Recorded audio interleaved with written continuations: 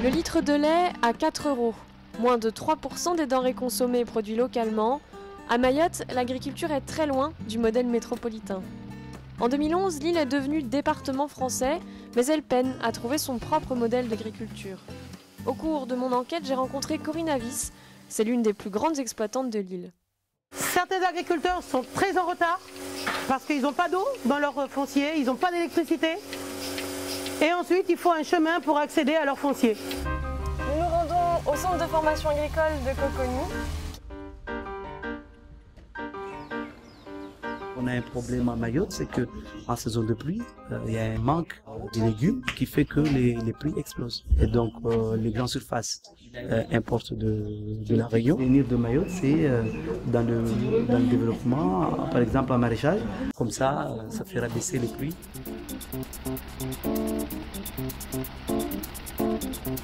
Je retrouve Seydina Chanfli. Il est géomètre et depuis 10 ans, il participe à la régularisation des terres.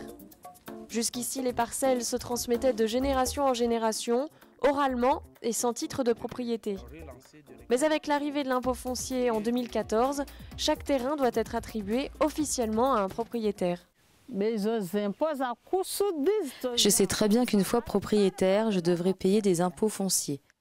Je n'ai pas le choix. Et si je n'arrive pas à payer, je perdrai mon terrain. La population mahoraise est une population, on peut dire, agraire, n'est-ce pas?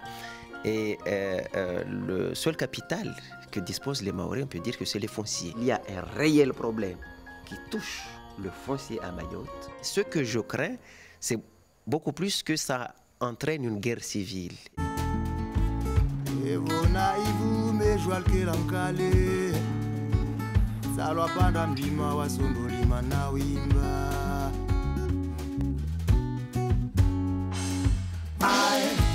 Wapanda mlima